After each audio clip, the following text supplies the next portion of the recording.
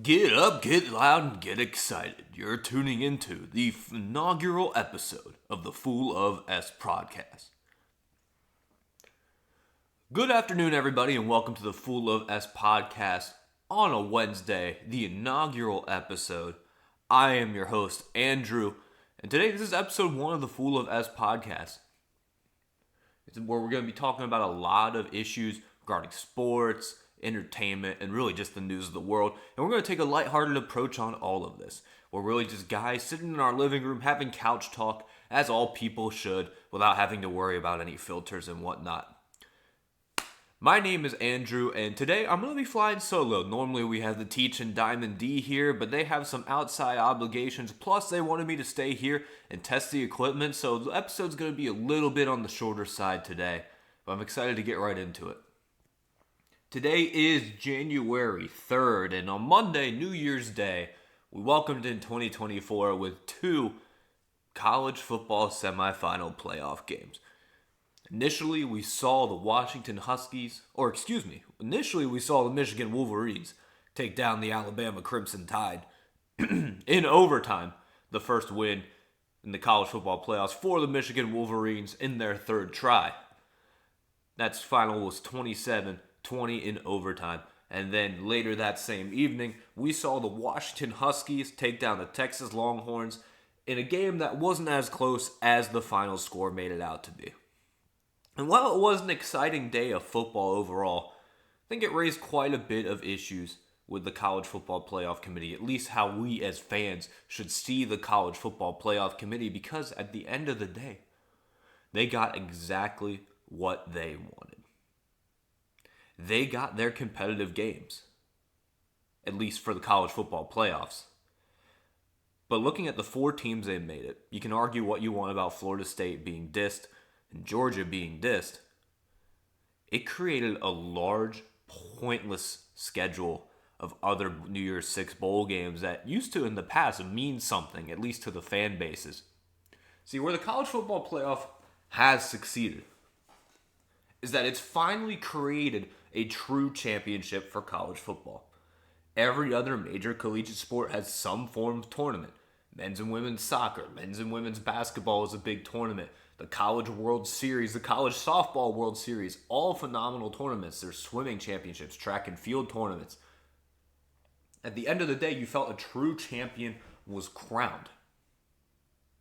And while college football playoff with the 4 teams has done that to an extent, I think the 12-team playoff will see more of a definitive argument of, oh, this person's great for the championship. Michigan wins. They win a field full of 12 instead of a field full of 4.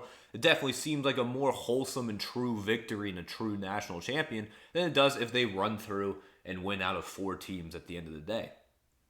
But a lot of the other bowl games we saw this weekend were absolutely pathetic. Because if you're a team and you're on that fringe between, are they a playoff team, are they not a playoff team, like the Florida State Seminoles were and the Georgia Bulldogs were. And really what that Orange Bowl was, it was a tale of 2 responses to being left out of the 4-team playoff. And I think we're going to see that response not as high when there's a 12-team playoff, but still some of the other outside bowl games might feel the same way where it's pointless. The 2 responses were this. You had the Florida State Seminoles. The entire year, they're anywhere between 3 and 4. Sometimes they were 5. They finished the year 5th, just out of the playoffs. They had a perfect year, 13-0. Won the ACC championship against the Louisville team with their 3rd-string quarterback, which was impressive. A dominant defensive showing from them. They had a series of dominant defensive showings all year. In fact, that's where their strength was. Jordan Travis did give them a decent offense. Not a great offense, but a serviceable offense. The college football playoff selection show. Michigan and Washington, well-deserved 1 and 2. You could argue for who gets what. They went with Michigan 1, Washington 2. I thought it should have been Washington 1, Michigan 2. But Michigan being 1, Washington being 2, not a big deal at the end of the day. In comes Texas at number 3. When Texas came in at number 3, that's when you could have easily put up the gravestone for the Florida State Seminoles. Because you knew Alabama was coming in at number 4. Texas had beat Alabama earlier in the year. If Texas had been 4 instead of 3, Alabama probably doesn't make it. They probably slot maybe the Georgia Bulldogs in at 3. But because of the Texas-Bama head-to-head showdown very early on in this college football season, you knew the moment Texas was in, Alabama was also getting in, meaning a loss of hope for the national championship for both Georgia and Florida State. But let's look at their responses in the Orange Bowl. Florida State, very large amount of key defensive players decide, all right, we came back because we had a legitimate shot of winning the national championship. Mike Norvell's a good coach. He's recruited well. He's been smart with the portal. And he built a team very quickly that can compete for the national championship. A lot of guys were convinced to come back for their senior season. Very much guys who are going to be NFL prospects soon. Came back to play this season. Ultimately, they lose Jordan Travis, but they still rattle off the season perfect, win the ACC championship, and they come in at the 5th slot in the top 25 poll. When they missed the playoffs, you saw their key defensive players say, all right, we already did this once. We stuck around because we had a shot at the national championship. The selection committee has come in, said we're number 5. We are playing for the Orange Bowl, not the national championship. If you're in that shoe, why would you come back? Think about it. You're coming back for competitive spirit. Well, there's not as much of that as there used to be. Sorry, you can argue either way for NIL, one way or the other. Competitive spirit for these college athletes, especially the ones at big-time programs like Florida State, the college football players that are making a lot of money off NIL. Yeah, it's a good motivation to come back, but it also created a lack of competitive spirit, competitive energy. These guys are looking to pursue what's best for them. And what's best for some of these guys is to prepare for the NFL draft. Gives yourself some extra time off. You don't risk injury. Jameson Williams, even though it was a college football playoff game, got hurt, was still a top 20 pick in the NFL draft. You have some guys from Florida State, particularly the defensive lineman. I'm sorry, I'm forgetting his name right now. Is absolutely a great player. Should go in the top 10 if teams are looking at it right. Isn't risking injury and is going to go into April healthy and become a great pick for any NFL team. They gave up. They had nothing to play for. They think they had nothing to play for. I understand that position entirely. And what we saw was Florida State get absolutely demolished by the Georgia Bulldogs, who took the other perspective. See, both teams got mad. But who turned the anger into motivation? That would be the Georgia Bulldogs. Carson Beck returned, Brock Bowers returned. They basically had their same starting offense that they had all year compete in the Orange Bowl, even though they had no shot at the national championship. They were angry. That's what motivated them. And they knew they were going to blow out whoever they played. They brought back basically the same guys, played against Florida State's B team, and the results were what they were. 63 to whatever. Florida State got TCU'd. They did. And truth be told, it's two reactions that are both very legitimate. Georgia saw red. They said, all right, you're going to leave us out of the national championship race? You're going to leave us out of the college football playoffs? We'll show you that we deserve to be in. Florida State, yeah, they were mad. They were angry. They were disappointed. The disappointment turned into sadness. I don't have to play in this Orange Bowl. The Orange Bowl isn't going to win in the Orange Bowl. It's just an Orange Bowl victory. We're not going to play for the national championship. The only two bowls that matter this year were the Sugar Bowl and the Rose Bowl. Winner plays in the national championship. What we saw was a devaluation of bowl season. That's been the case with this 4-team playoff. It's regardless of whether you think Florida State got screwed, Georgia got screwed. Oregon, Ohio State got screwed. Listen, the fact of the matter is a 4-team playoff made no sense from the get-go. Division II college football has run a successful 16-team playoff for years. Years. It's entertaining football. It doesn't get the same traction as Division I football, but I do quite enjoy watching teams like North Dakota State. The Villanova Wildcats have been in it a couple times. Montana State, teams like that. It's good competitive football. You're not going to see it on the airwaves too much. It's going to be buried in some of those lower channels. But it's fun. And they've done it right for years upon years. For some reason, and I can't figure this out, the NCAA, the college football playoff, just can't seem to figure out what the rest of us has sat here logically and known for a long time. Just follow the Division II path. Have a 16-team playoff. 12 is a step in the right direction. I like the idea of byes, similar to the previous NFL playoff format before they went to 14 teams, which I will never understand, a 14-team playoff. 12-team playoff is a step in the right direction. But it shouldn't have taken 10 years. The initial college football playoff was in 2014 or 2015, somewhere in that range. And we're talking now 2025. It's going to be the first year of a 12-team playoff. Why is it taking 10 years and millions upon millions of dollars in investments into lawyers, into marketers, into negotiations, into whatever else they've drafted, 1,000-page documents to say, here's how a 12-team playoff would work. I could Google an image of a 12-team bracket right now and tell you how it works. With the current college football the way college football landscape is right now. Just say, all right, SEC, ACC, Big 10, Big 12. Winner of those conferences, 1, 2, 3, 4. They get the byes. 5 plays 12, 6 plays 11, 7 plays 10, and 8 plays 9. You don't have to have a strict bracket. You could do reseeding, where let's say 12 beats 5. Lowest seed goes on the road to play number 1, whoever that may be. It does not take this much time, this much energy, and this much money to come up with a 12-team playoff. It doesn't.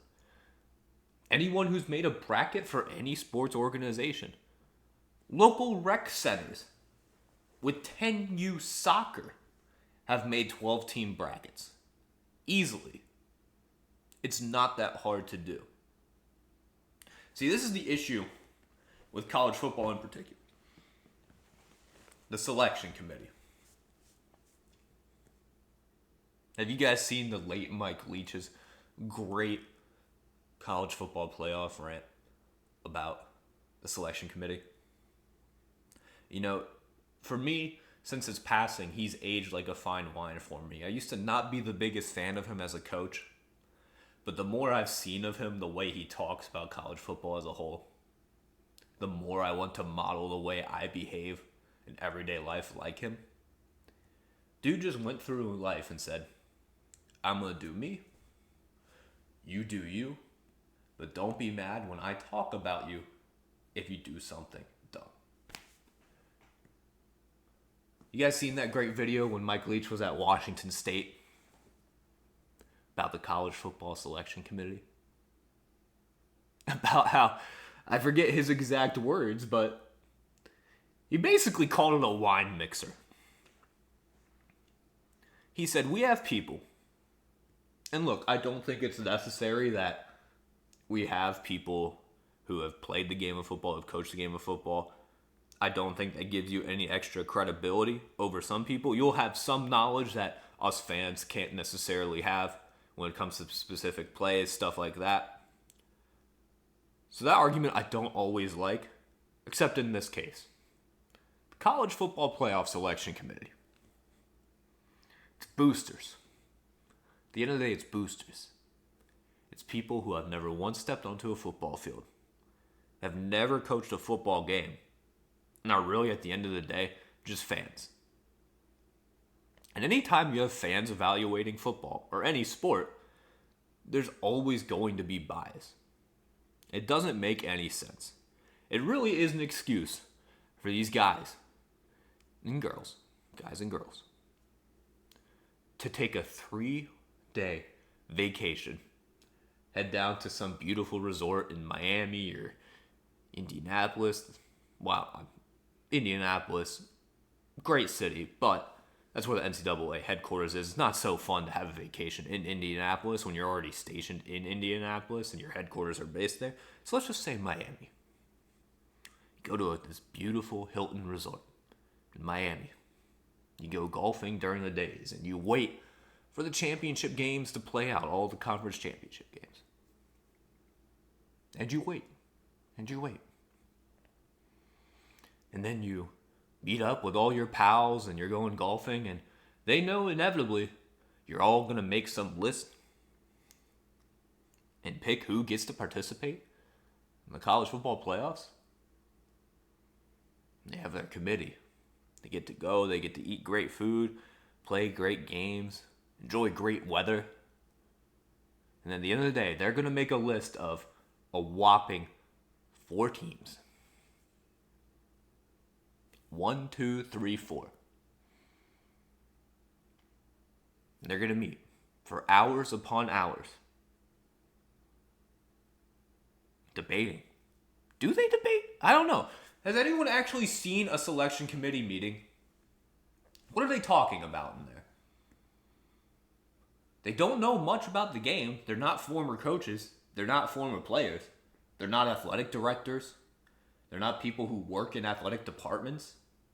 They're not team operations people. They're not scouts. They're not anything.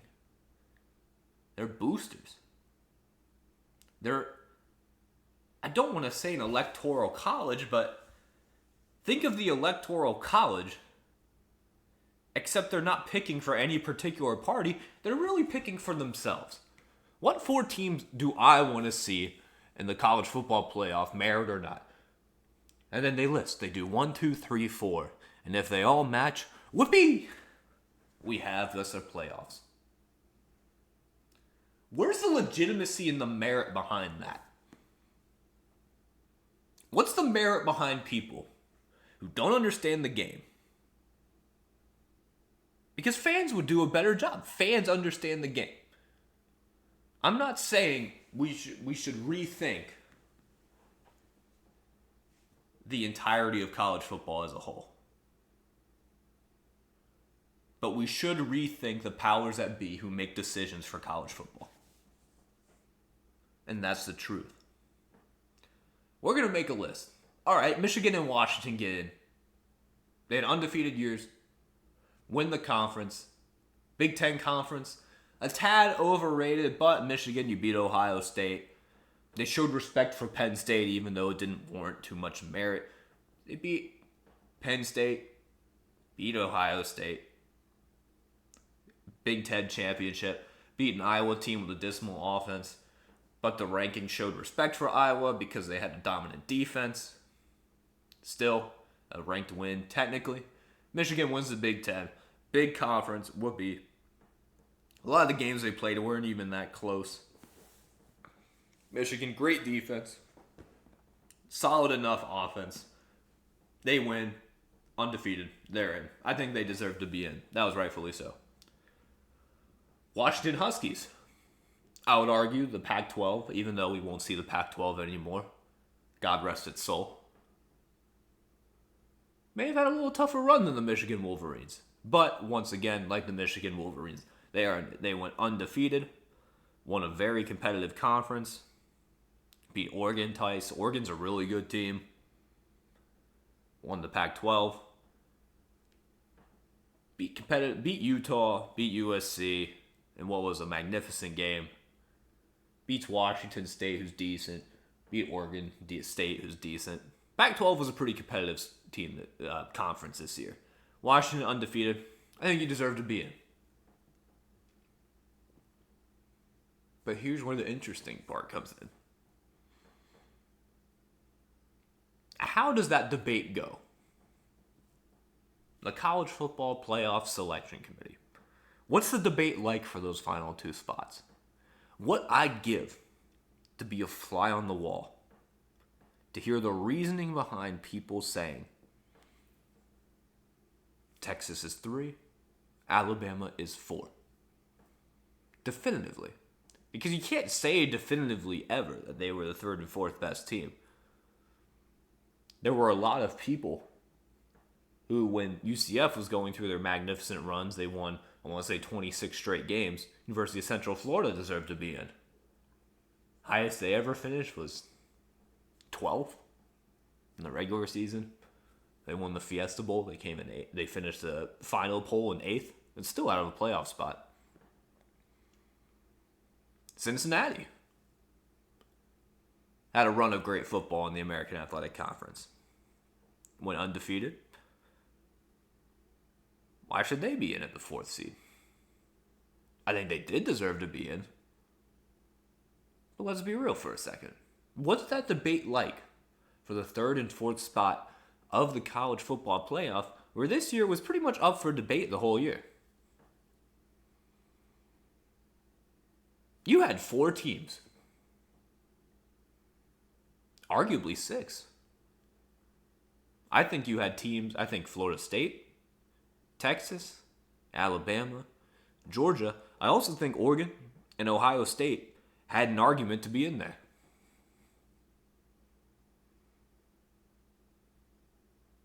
And that's probably what the discussion was. Ohio State didn't play. Oregon lost a close bowl Pac-12 championship to the Washington Huskies. Puts them at 2 losses. It's more than any of the other teams in there. Ohio State didn't play. Florida State wins in the dominant showing. Georgia lost in what was probably their worst game of the year. Still was a close game, a 3-point game. Alabama barely scrapes past Georgia. Florida State wins in a dominant defensive showing. How do you sort out those last 2 spots? Texas smokes Oklahoma State, who towards the end of the year really wasn't that competitive of a team anyways.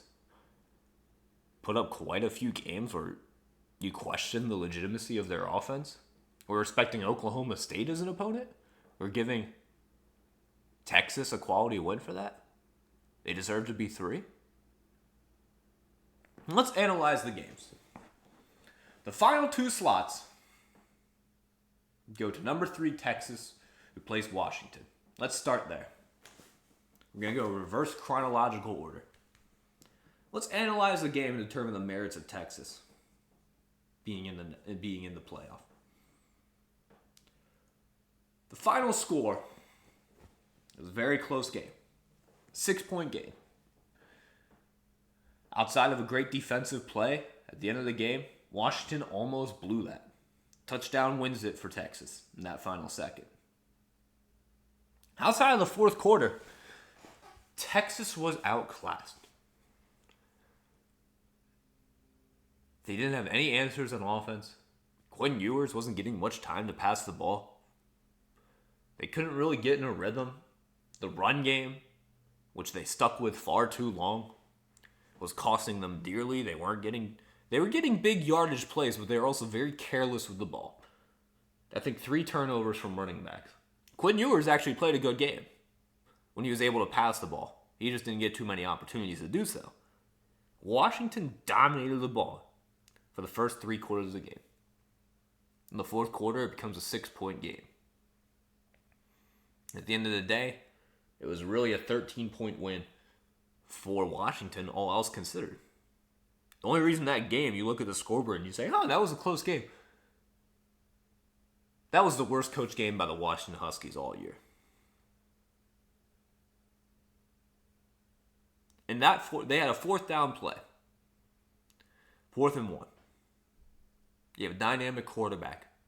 Very athletic quarterback. That's one of the best arms I've seen from a college football player in a long time. My own personal Heisman pick, Michael Penix Jr. He's a dynamic athlete, dynamic runner, dynamic passer. Basically, you could just put dynamic in front of his name. Dynamic Michael Penix Jr. And I'd be fine with that. I wish him the best in his future endeavors. In fact, I think many teams would be mistaken not to risk a pick and take Michael Penix. I know he's on the older end for a first-round pick. I think he's going to be a solid pro. Maybe you'll only ever see time as a backup, but still, that's a guy I want in my organization. 4th and 1, they hand the ball to Dylan Johnson up the middle. Get stopped. That drive would have at least ended in a field goal. They were at Texas's 19-yard line. They basically said, all right, guys, we're going to show you what we're doing. They spread receivers out wide. I like that. I like on a run play spreading receivers out wide. Take away a couple defenders, give yourself a better chance. But the play call was still horrid, led to a turnover on downs. Washington in the 4th quarter, their offense sputtered. They were playing with a big lead. They said, let's just kill clock. They had a lot of plays. Didn't connect like they did in the first 3 quarters. Texas had the ball a lot. Texas drives, gets a couple field goals. They're back in the game. 6-point game. Texas tries an onside kick. This is where things get bad from a coaching perspective. Texas has 2 timeouts. There was about minute 10, minute 15, minute 20, something in that range on the clock. Washington had the ball. And the announcer, I forget the announcer, said something funny. Barring disaster, the Washington Huskies had punched their ticket to the national championship game.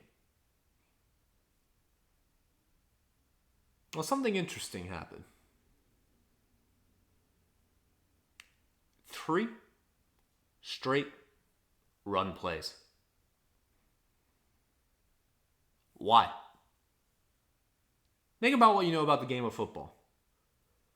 40-second play clock. There's a minute 20 left. They lined Michael Penix up in shotgun, and I thought, well, maybe this is their victory formation. Maybe Penix takes it in shotgun and kneels for a 5-yard loss. Still kills clock.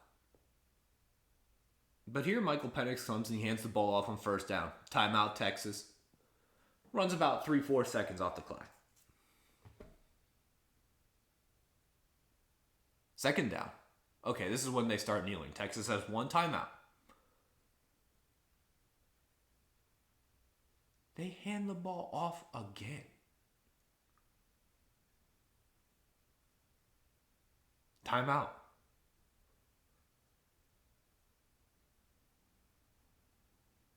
There's about a minute left on the clock. And kneel down here. 40-second play clock. You would leave Texas with about 20 seconds. Give or take. You just take the ball and kneel it out. I even think they might have had 50 seconds. 50 seconds, you kneel it out. 40-second play clock. Leave Texas with about 10 seconds. I can't remember exactly what it was. But let's just say it was 25, 20 seconds. Let's give it the high end. They hand the ball off to Dylan Johnson. He gets hurt. He was dealing with foot problems the whole game. And in crunch time, they handed the ball to him on 3rd down. He goes down with an injury. Stops the clock.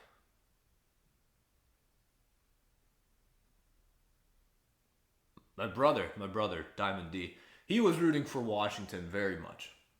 He wanted Washington, Michigan in the national championship game because he thought those were the only teams that had merit to be in the national championship game. And the more I hear him out, the more I agree with him. We both stood up, put our hands over our heads, just kind of took in the situation we watched unfold. Dylan Johnson's on the ground. Injury timeout, the clock has stopped. Texas getting the ball back. with 45 seconds instead of 20. That's bad coaching. You kneel it out, no one gets hurt. Texas has no timeouts. You punt it, you give the ball to them at, it's a good punt, 10-yard line. They were at the 50, 10-yard line, 15-yard line. It's a touchback, 25-yard line. Let's just say 25-yard line. I hate to act in hypotheticals, but in this instance, we'll never know what happened because we never got to that point. Put on the ball, Texas gets the ball back. I do believe it was a touchback. I'm not 100% sure, but it was a touchback. Driving 75 yards down the field is difficult, no matter what the situation. Driving 75 yards down the field with 50 seconds is a hell of a lot easier than driving the ball down 75 yards for a touchdown with 25 seconds. Changes your play calls entirely. Texas drives down. It comes down to the last play of the game. They scored a touchdown, they would have won. Great defensive play from a member of Washington's secondary. Knocks the ball out from the receiver's hand on what was a good pass, good route. Overall, good play. Good offense, better defense. Why did it come down to that? Bad coaching. Texas was never at any point competitive in that game until the fourth quarter when Washington's coach decided, hey, let's keep this one close. Overall, Texas didn't have merit to be there. I don't think they should have been there, especially as a third seed. Why did they deserve to be there as a one-loss team? They lost to Oklahoma. Oklahoma Sooners. Maybe we're thinking too highly of the Oklahoma Sooners. Because where do they end up? Top 15? They played a bowl game against, was it Wisconsin? Hold on, let me look this up real quick.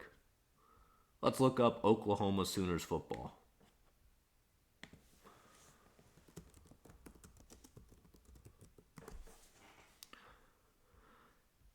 Oh.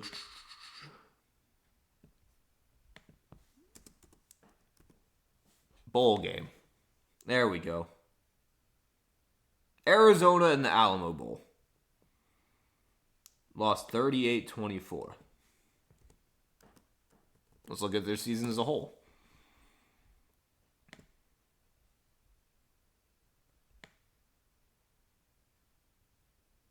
Oklahoma lost to Kansas. Close game with Central Florida. Lost to Oklahoma State. Oklahoma State, solid, ranked year. They were a two-loss team. Oh, lost to Kansas as well. I didn't see that one. Excuse me. So their losses, Kansas, Oklahoma State. And lost to Arizona in the bowl game. They finished 12th. Texas's only loss was to Oklahoma. We're saying they're the number 3 team in the nation. They lost to Oklahoma. I get it. You beat Alabama early on. Congratulations. You beat Oklahoma State. Solid team, ranked probably a little too high than they should have been. But they received respect from the powers that be who ranked teams. Texas at 1 loss. They won their conference. They won the Big 12. The College Football Playoff Committee decided Texas was above and beyond better than most teams in the country. They were the 3rd best team in the country with 1 loss to Oklahoma, and they deserved to be in the College Football Playoff. They only lost by 6, but truth be told, they were down by 13 for most of the game. Outside of coaching errors by Washington, that game should not have been in question at any point in the 4th quarter. Washington blew them out. It was the biggest blowout I've ever seen in a one-score game ever.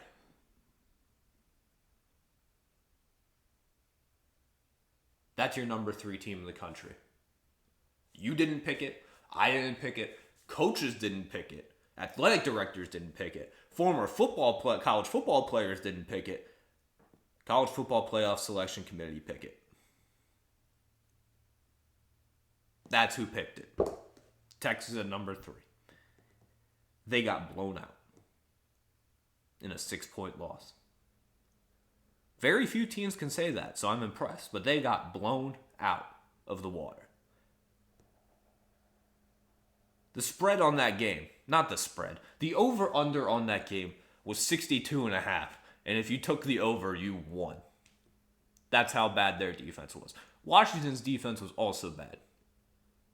But Washington also left points on the board. That field goal at the end lost them 4. 4th down play, lost them on the conservative side 3. On the more positive estimate side, lost them 7. Left a lot of points on that board. That game was never close at any point. The final score says 6 points. Anyone with 2 eyes and a brain says that wasn't a close game. Number 3 team. Now let's look at the other game, the earlier game. Michigan, Alabama. 7-point win in overtime for Michigan. Let's look at Alabama's scoring. I think you have a better argument for Alabama being in the playoff than you do for, excuse me one moment, than you do for the Texas Longhorns being in the playoffs. But let's look at the game in its entirety. Alabama had a lead for a large portion of the third and fourth quarter. For most of the second half, they had 20 points. They were leading Michigan. Overall, it looked like Alabama was en route to a victory. But Michigan rattled off a clutch touchdown late. Their defense held in the final minute 30 to prevent Alabama from scoring and getting a victory at the end. And in overtime, they scored very quickly. Very quickly. In overtime. 3 plays? Maybe 4 plays? And Blake Corum's in that end zone.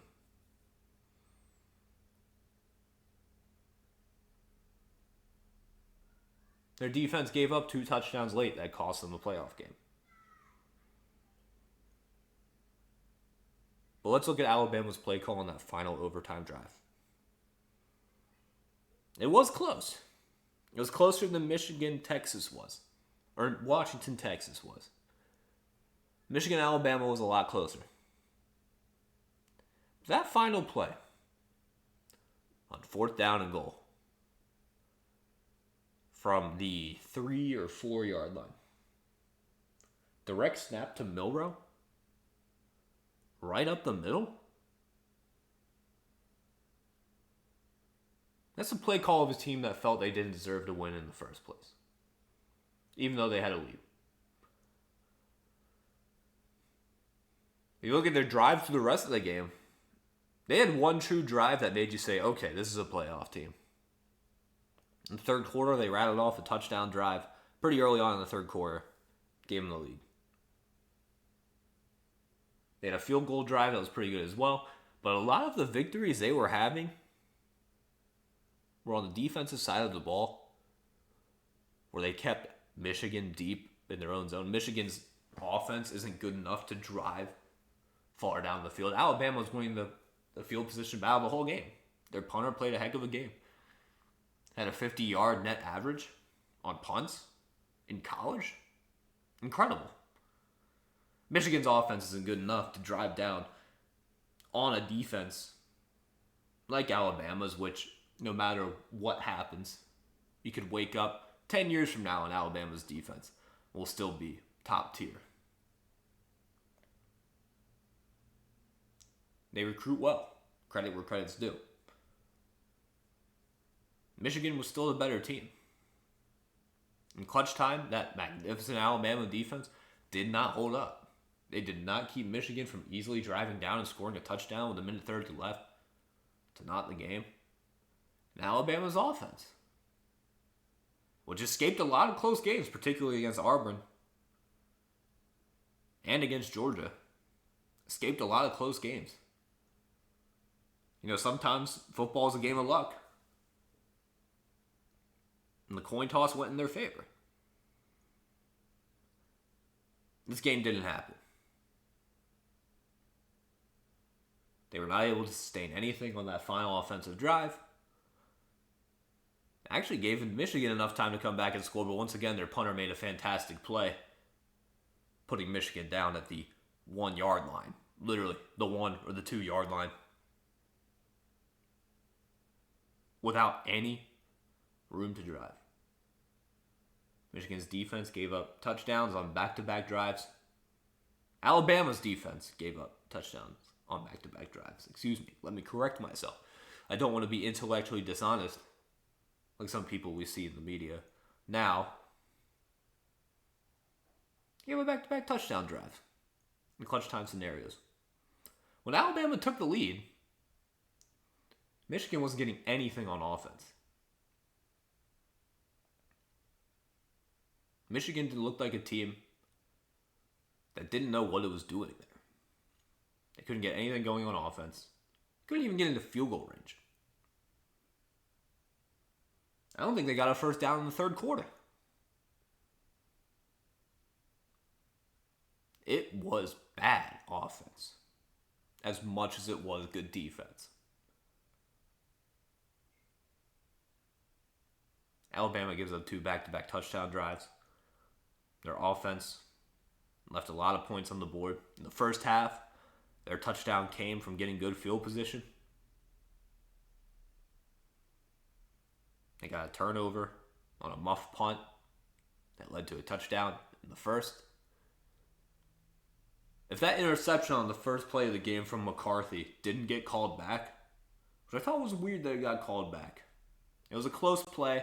I could see arguments either way. Oh, the defender reestablished himself. Defender didn't reestablish himself. It was a close play. If that play had swung Alabama's way, they probably win that game. The only time they were scoring points outside of the third quarter was when they had great field position from either Michigan turnovers or Michigan drives that stalled. Because Michigan's punter was not having as great of a game as Alabama's punter. That game was weird. It was weird. You felt like Michigan should have won in a landslide that game. Especially the way that team was going in the first half. Alabama played them tight, respect where respect's due. But Alabama didn't deserve to be there either. That's the play call of a top 4 team in the country. Direct snap to the quarterback and run up the middle. You can blame the center on a missed snap all you want. You can blame the offensive line all you want. From the 4-yard line, a direct snap quarterback run straight up the gut. Doesn't make any sense whatsoever for a team that's on its last limb. The play of the game, and you're not trusting your own quarterback to throw the ball? I get it. Milroe's a talented runner. But he's going straight up the middle with 4 or 5 defensive linemen there ready to meet him. The defensive lineman wins that battle over the quarterback any day. You can have a quarterback as strong as Josh Allen, as elusive as Lamar Jackson in there. Neither of those guys are picking up the first down on that. Jalen Milroe's no Lamar Jackson, and he's no Josh Allen. No offense to the guy.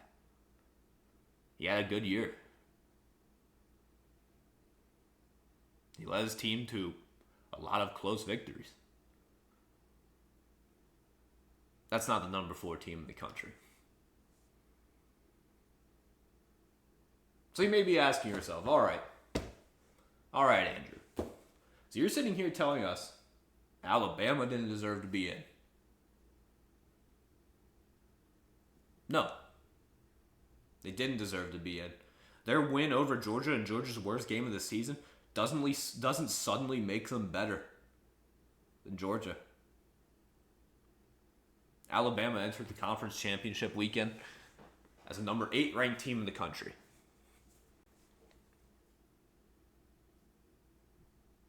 They jump Ohio State, they jump Oregon, they jump Florida State, they jump Georgia into the 4th seed. Texas comes in at, where were they? Were they number 6? Something like that. 6 or 7. Can't remember exactly.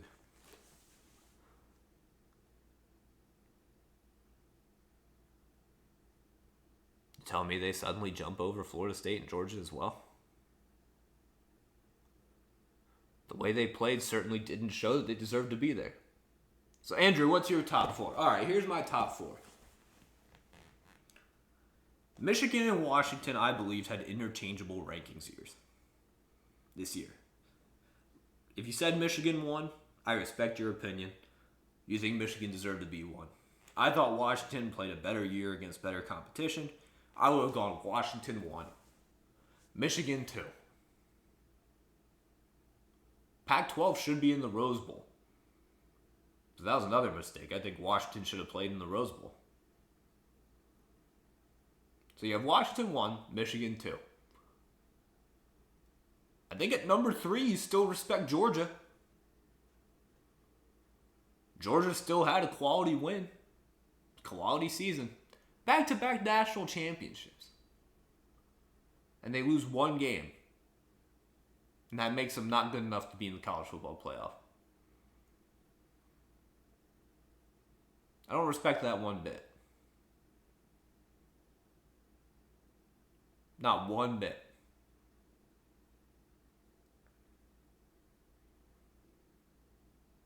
Georgia at 3. They played Michigan in the Sugar Bowl. Rose Bowl. You have Washington in already. This is my personal college football playoff. Washington's there. They're number 1. The top-ranked team of the country. This is where I truly had to think. Number 4 seed.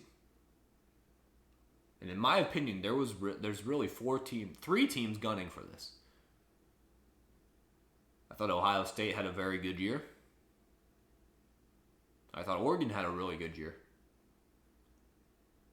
And Florida State, undefeated year. You do respect it.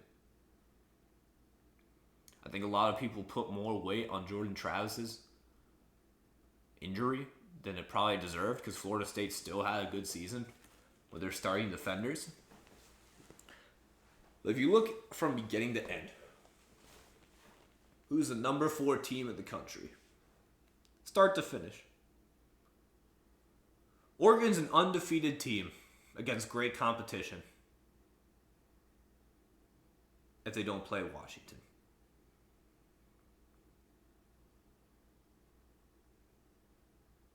Number 4, Oregon Ducks, a rematch of the Pac-12 championship. Put a lot of thought into this, too. Put a lot of thought into it. Florida State at 5. Ohio State at 6. Alabama, your win only moves you up 1 to number 7. Or no, you stay at 8 because Texas won. So, okay, let's go back for a moment. Florida State 5, Texas 6, Alabama 1, so 7, Ohio State 8. We saw was a devaluation of bowl season from the teams that didn't make it. Even let's look at Ohio State. Kyle McCord leaves for Syracuse? There's a reason for it we're not seeing. I think a lot of people criticize that move. There's probably a reason close to Kyle McCord that he went to Syracuse. But he does it before the bowl game. Ohio State played Missouri.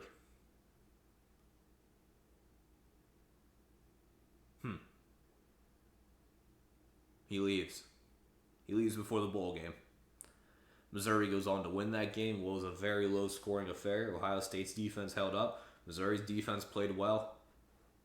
There was really no offense in that game. There was a field goal due to good field position for Ohio State. There was barely any offense in that game. Then suddenly, Missouri rattles off back-to-back 90-yard touchdowns. 90-yard touchdown drives. I think the first one was 90. Second one... Or no, one was 98 and one was 92. Out of nowhere. That was a fun bowl game. But if Kyle McCord was there, we're talking a very different game.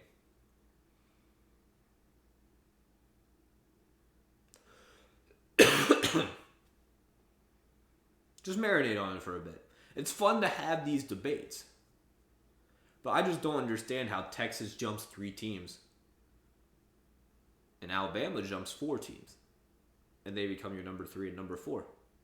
I see the argument for Florida State being in there. They go undefeated, win their conference championship. They win the ACC. That's not an easy feat. They didn't have this crazy easy schedule. I think we put a lot of weight behind schedule. It's hard to go undefeated no matter what conference you're in. Liberty going undefeated is impressive. I know they had a tough game against the Oregon where they got their butts handed to them. Going undefeated is difficult. I have nothing but respect for Florida State, for Michigan, for Washington, for going undefeated and winning their conferences. That's not easy. No matter what conference you're in. Florida State argument is maybe we overrate the competition level of the other conferences. Florida State still had to beat Clemson. It was a solid team. Had to beat Duke. It was a solid team. Played a Florida Gators team in Florida. That's never an easy place to win, in Gainesville. Finished undefeated. There's an argument to be made they deserve to be in. Georgia Bulldogs lose 1 game in 3 years. 1 game in 3 seasons, and they don't deserve to be in the college football playoffs. Alabama does. Alabama was playing bad teams tightly. Auburn was not a good football team this year. That game came down to a Hail Mary.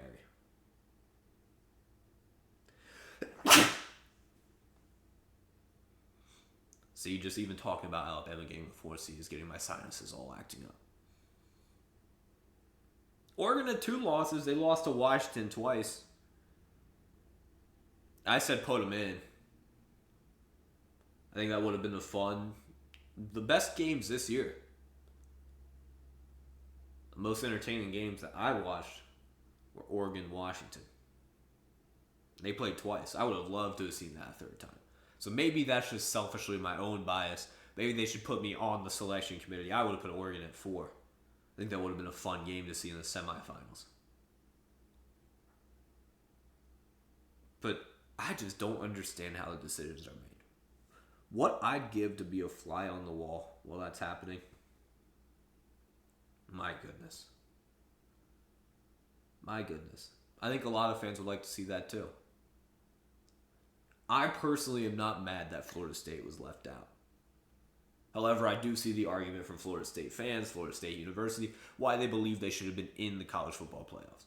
They had a good year. And competitive spirit is gone. NIL did that. Where NIL is great is I do think college players should make money off their likenesses.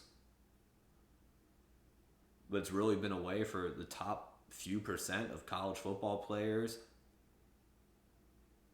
to make huge money before they even touch the field.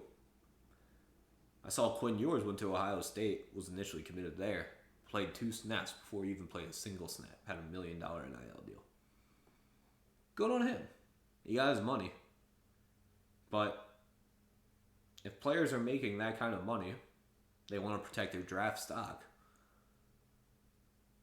You can understand why some guys don't feel motivated to play in games where they don't have a shot at winning the national championship if they do. Why should Florida State's players play in the Orange Bowl? I think they should because my own personal competitive spirit, I want to go out there and win that game, show the world that I should have been in the playoffs. That's the reaction Georgia had. Okay, so maybe competitive spirit's not entirely dead. It's been cut in half. All right. Well, we're going to take a quick break. When we return, just going to cover the NFL briefly. All right, you're listening to the Fool of F's podcast, episode 1. We'll be back shortly.